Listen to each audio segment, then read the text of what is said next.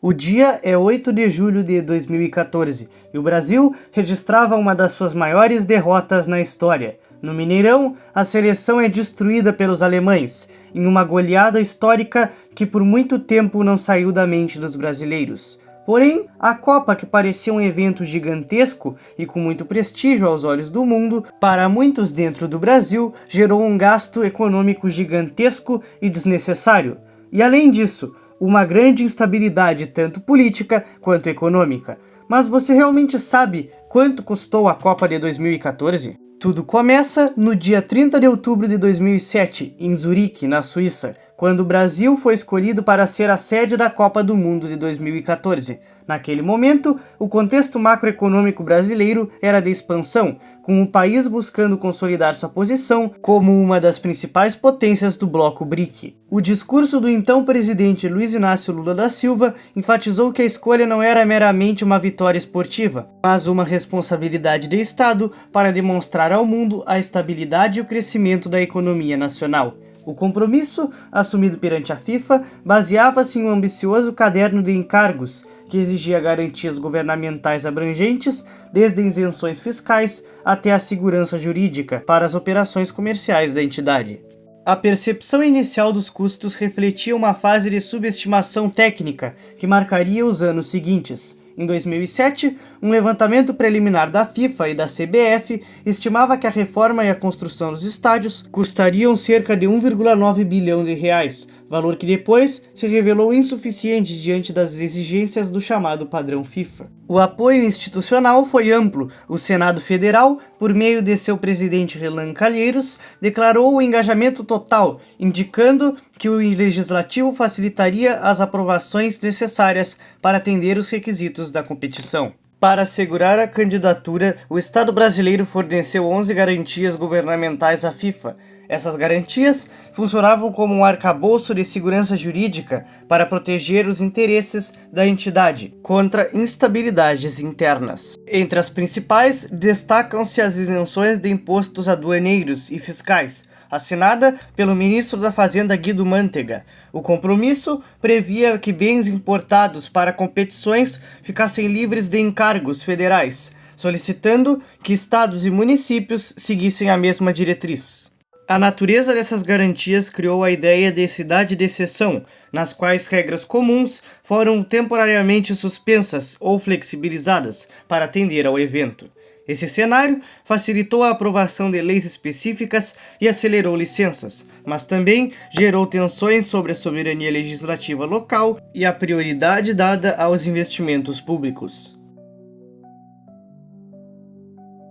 Um dos episódios mais complexos do período de 2008 a 2009 foi a definição do número e da identidade das cidades-sedes. A FIFA tradicionalmente recomenda a utilização de 8 a 10 cidades-sedes para garantir a eficiência logística, como ocorrera na África do Sul em 2010. No entanto, o Brasil, liderado pela influência de Ricardo Teixeira na CBF e sob forte pressão de governadores locais, pleiteou a expansão para 12 cidades. A motivação era política e estratégica, buscando uma Copa de todo o Brasil, contemplando as 5 regiões do país e atendendo a um projeto de integração nacional. A escolha oficial foi anunciada em 31 de maio de 2009, em Nassau, nas Bahamas. As 12 selecionadas foram Rio de Janeiro, São Paulo, Belo Horizonte, Porto Alegre, Brasília, Curitiba, Salvador, Recife, Natal, Fortaleza, Manaus e Cuiabá. O processo de seleção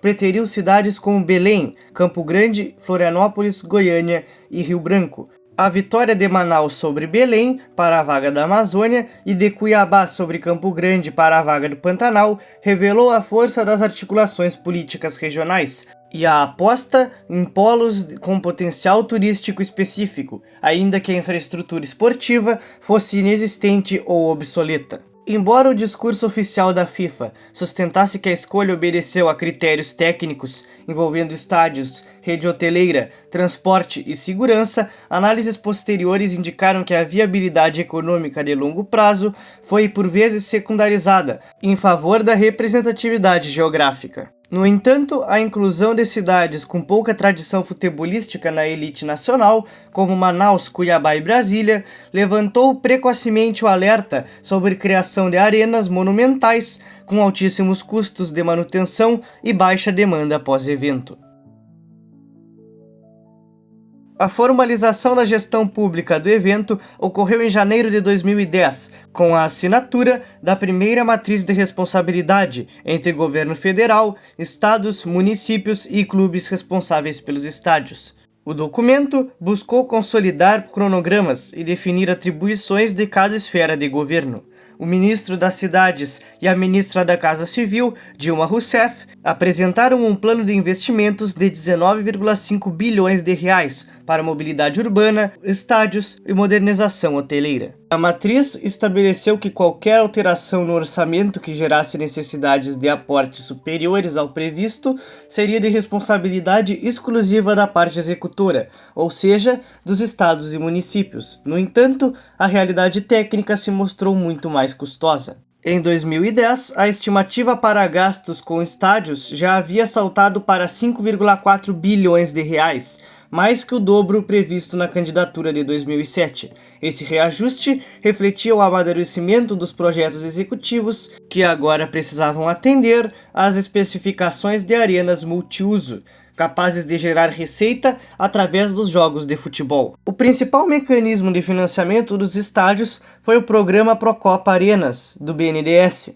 criado para oferecer linhas de crédito tanto para o setor público quanto para o privado. O programa estabeleceu um teto de 400 milhões de reais por projeto, ou o limite de 75% do investimento total. O objetivo era evitar que a União assumisse diretamente os custos das obras, transferindo o ônus do pagamento para os estados através de empréstimos de longo prazo. Até o final de 2011, o BNDES já havia contratado mais de 3 bilhões de reais em financiamentos para arenas como o Castelão, no Ceará, a Arena Amazônia, no Amazonas, e a Arena Fonte Nova, na Bahia. Contudo, o Tribunal de Contas da União começou a identificar que os custos reais estavam superando rapidamente essas previsões, forçando os governos locais a buscar recursos adicionais em seus tesouros ou a realizar aditivos contratuais polêmicos. O ano de 2011 foi marcado por uma guinada no tom das autoridades e órgãos de controle. O otimismo de 2007 deu lugar ao estado de alerta, conforme definido pelo então ministro do Esporte, Orlando Silva. A fiscalização do TCU, por meio de relatórios de situação, apontou que o planejamento deficiente e os atrasos na execução poderiam levar a um cenário de correria nas etapas finais, com aumento de custos e queda na qualidade das entregas. A principal preocupação deslocou-se dos estádios para a mobilidade urbana e os aeroportos. Em dezembro de 2011, das 12 cidades sedes, apenas 5 haviam iniciado efetivamente suas obras de mobilidade. Projetos de VLT e BRT enfrentaram entraves burocráticos e judiciais. São Paulo, que tinha a maior previsão orçamentária da área, de 2,86 bilhões de reais, ainda não havia iniciado a única obra prevista para o Mundial, a linha 17 do monotrilho. Os aeroportos foram identificados como o ponto mais sensível para a FIFA. Relatórios do PAC indicam que as obras essenciais em Brasília, Manaus e Porto Alegre estavam atrasadas ou com execução considerada preocupante. Essa paralisia institucional forçou o governo a revisar drasticamente a matriz de responsabilidades. No final de 2011 e ao longo de 2012, diversas obras de mobilidade e infraestrutura foram retiradas da lista oficial de preparativos, sob a justificativa de que não ficariam prontas para o evento. Porto Alegre foi a cidade que mais desistiu de projetos, removendo 10 obras da matriz, e algumas até hoje não foram concluídas, como a ampliação e modernização dos trilhos de transporte urbano, sinalizando que o prometido legado urbano foi encurtado para garantir a entrega mínima das arenas e acessos imediatos. A evolução do custo dos estádios entre 2007 e 2011 ilustra a falha sistemática de planejamento, O caso mais emblemático foi do estádio Mané Garrincha. Inicialmente projetado como uma reforma, o estádio foi demolido e reconstruído para se tornar a arena mais cara da Copa, custando 1,43 bilhão de reais. Auditorias revelam que aditivos contratuais chegaram a 67,9% do valor inicial, extrapolando em muito o limite de 25% permitido pela Lei nº 8.666 para obras públicas. A logística por trás desses aumentos residia na contratação de serviços não previstos nos editais originais e a pressa para cumprir os prazos da FIFA, o que gerava sobrepreços. Assim, o custo dos estádios, que em 2007 eram estimados de entre 1,9 a 2,5 bilhão de reais, em 2010 subiram para 5,4 bilhões de reais, mas que ao final de tudo, em 2014, se revelaram como aproximadamente 8,3 bilhões de reais. O Estádio Nacional Mané Garrincha, no Distrito Federal, custou aproximadamente 1,43 bilhão de reais. Foi a arena mais cara de toda a competição e apresentou aditivos contratuais que somaram 67,9%, ultrapassando significativamente o limite legal de 25%, permitido pela Lei de Licitações. O empreendimento foi alvo de investigações sobre superfaturamento, pagamento de propina a políticos e formação de cartel para elevar artificialmente os preços da obra. O Mané Garrincha acumula uma dívida de cerca de 2 bilhões de reais e definitivamente não se pagou. Brasília não tem grandes times, apenas o Brasiliense e Gama, que jogam em divisões inferiores. O estádio é usado basicamente para shows internacionais, também acontecem alguns jogos pontuais da seleção brasileira, eventos gospel e chegou a servir como hospital de campanha na pandemia. No final das contas, virou um dos maiores elefantes brancos da Copa. O estádio do Maracanã, no Rio de Janeiro, teve um custo final de quase 1,2 bilhão de reais. Embora a reforma estivesse inicialmente orçada em 700 milhões de reais, o projeto foi centro de um esquema de corrupção liderado pelo ex-governador Sérgio Cabral, que envolvia desvios de dinheiro público e fraudes para restringir a competitividade na licitação. Além disso, o estádio enfrenta hoje desafios relacionados à manutenção e segurança no seu retorno. O Maracanã tem uma dívida que já ultrapassou 1 bilhão de reais. É usado por Flamengo e Fluminense regularmente, o que garante um movimento constante. Além do futebol, recebe shows gigantes como Coldplay, Beyoncé, Taylor Swift. Foi palco das Olimpíadas de 2016 e também serviu como ponto de vacinação na pandemia. Ele é o estádio da Copa de 2014 que melhor se mantém ativo, mas financeiramente ainda é um problema. A Arena Corinthians, atualmente chamada Neoquímica Arena em São Paulo, custou cerca de 1,08 bilhão de reais. O estádio foi incluído no Mundial após a exclusão do Morumbi e sofreu com atrasos críticos na entrega, sendo concluído sob pressão máxima para o jogo de abertura. Foi citada em delações na Operação Lava Jato por irregularidades no financiamento via BNDES e na execução da obra pela construtora Odebrecht. A Arena Corinthians tem uma dívida que passou de 700 milhões de reais. É a casa do Corinthians, um dos maiores clubes do Brasil, então tem um uso frequente e boas médias de público. Além dos jogos, recebe shows internacionais e foi usado também como centro de vacinação na pandemia. É um dos estádios da Copa que melhor funciona até hoje. O Estádio Mineirão, em Minas Gerais, teve sua reforma orçada em 695 milhões de reais. O estádio é um dos 8 investigados pelo CAD por suspeita de participação em um cartel extremamente organizado de construtoras, que combinava valores e dividia os lotes das obras entre si.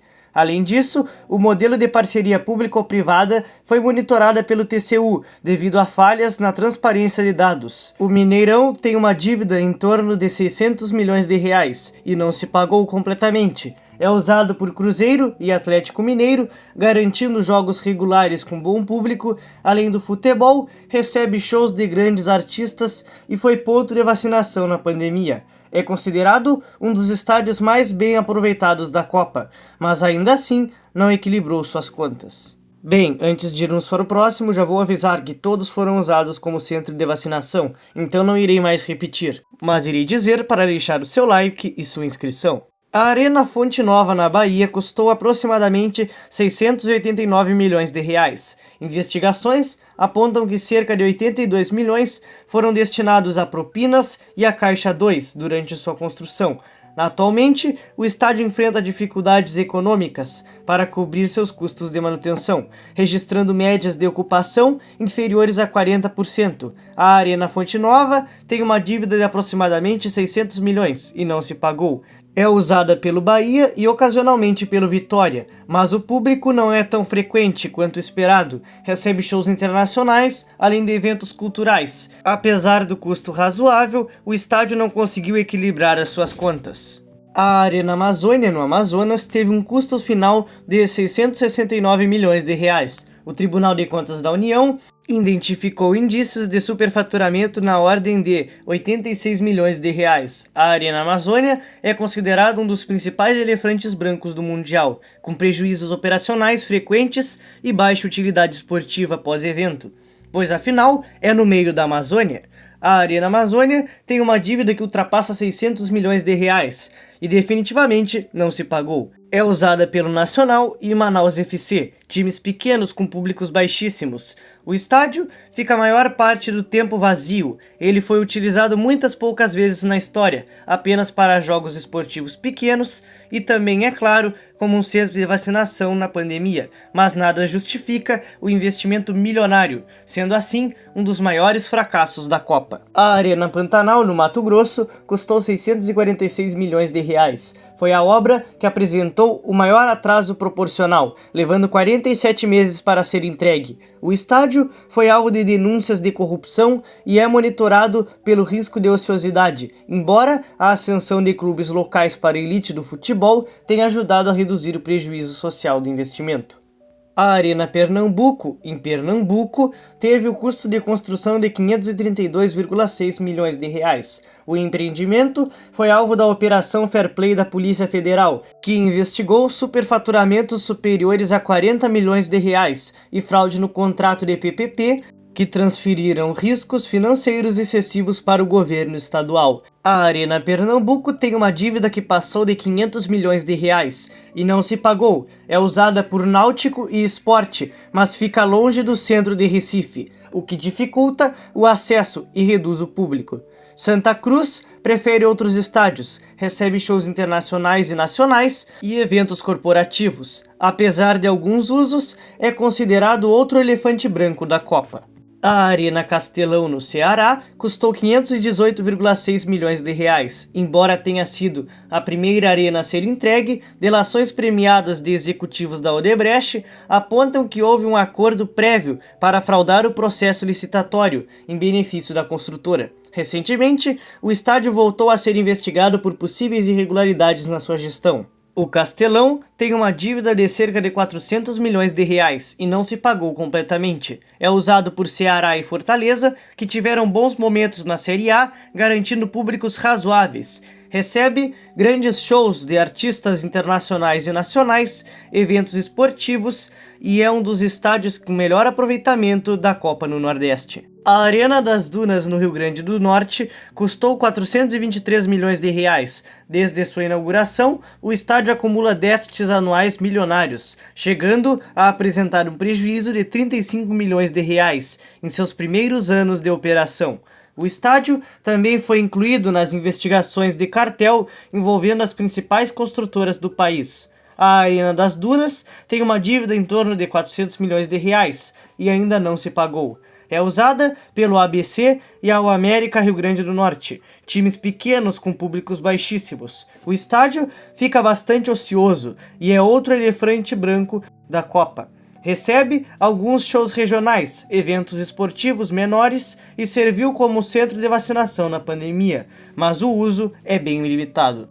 A Arena da Baixada, atualmente Liga Arena, no Paraná, custou 391,5 milhões de reais. O estádio enfrentou atrasos tão graves que a FIFA chegou a emitir um ultimato para sua conclusão em 2014. Apesar de ser um projeto essencialmente privado, a Arena entrou no rol das investigações sobre formação de cartel para a fixação de preços nas licitações da Copa. A Arena da Baixada tem uma dívida de aproximadamente 300 milhões de reais e não se pagou. É a casa do Atlético Paranaense, um clube tradicional com torcida fiel e bons públicos. Recebe jogos regulares, inclusive de Libertadores, além de shows e eventos. A Arena da Baixada é um dos estádios mais bem aproveitados da Copa, mas ainda assim não equilibrou as contas. O estádio Beira-Rio, no Rio Grande do Sul, foi a obra de menor custo nominal, totalizando 366,3 milhões de reais. Mesmo sendo um projeto custeado majoritariamente pelo Esporte Clube Internacional, com financiamento do BNDES, o estádio não escapou de citações em delações premiadas sobre fraudes e acordos espúrios entre empreiteiras envolvidas no Mundial. O Beira-Rio tem uma dívida em torno de 400 milhões de reais e não se pagou totalmente. É a casa do Internacional, com público fiel e jogos frequentes, recebendo partidas importantes, shows e eventos. E recentemente sofreu com as enchentes no Rio Grande do Sul. É um dos estádios com melhor aproveitamento da Copa.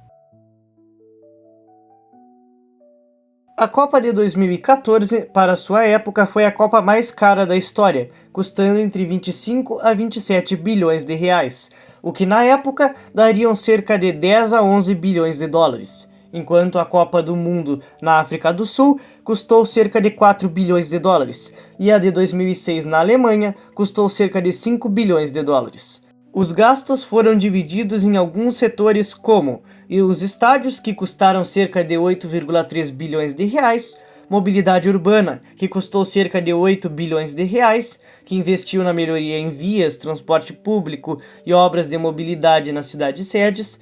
Também foram investidos cerca de 6,28 bilhões de reais na expansão e melhoria dos aeroportos nas cidades sedes. 1,88 bilhão de reais foram investidos na melhoria da segurança pública para o evento. E por fim, 1,38 bilhão de reais foram investidos nas reformas e adaptações em portos relacionados à competição, melhoria das telecomunicações, estruturas temporárias, desenvolvimento turístico e comunicação, mas que indiretamente podem ter sido injetados mais dezenas de bilhões de reais na economia.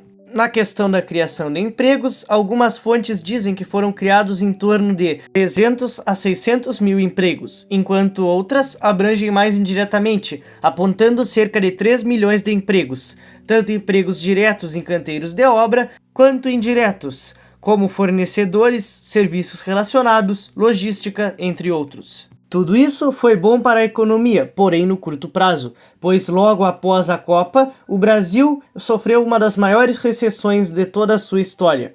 Por exemplo, em 2013, no setor de construção, trabalhavam cerca de 3 a 3,4 milhões de pessoas. Já em 2016, caiu para 2,5 milhões de trabalhadores. Já o PIB caiu de 2,47 trilhões de dólares em 2013 para 1,79 trilhões de dólares em 2016. Os turistas, obviamente, tiveram um pico em 2014, com 6,4 milhões de turistas vindo para o Brasil, um aumento de 10% em relação a 2013. Porém, logo em 2016, caíram para 6,3%, o que foi uma queda baixa, que logo depois se recuperou em 2016, com as Olimpíadas do Rio. Mas agora vamos ver o desemprego total na economia, que em 2014 era de 4,3% em dezembro, o que em 2016 subiu para 11,5%. Bem, a Copa trouxe um crescimento temporário ao Brasil, porém logo depois, todos esses benefícios que ela trouxe à nação foram suprimidos pela crise que pôs um fim no governo Dilma, cujo alguns também apontam que a Copa e seus gastos altíssimos geraram uma grande insatisfação pública, assim ajudando na queda da presidenta. Mas também falando do futebol, o grande legado que a Copa prometia deixar também não foi tão grande assim, pois como vimos, muitos estádios nunca chegaram perto de se pagar e possuem dívidas milionárias. Também, as grandes obras que trariam o desenvolvimento às cidades sedes foram bem superfaturadas, assim como os estádios, e ainda por cima, algumas nem foram completas. Então, afinal, a Copa do Mundo de 2014 se pagou? Bem, no curto prazo, ela trouxe alguns benefícios à economia e também, em certo nível, uma visibilidade para o Brasil. Porém, seus benefícios de longo prazo praticamente foram nulos, com dívidas milionárias, estádios vazios, superfaturamento e desvio de dinheiro.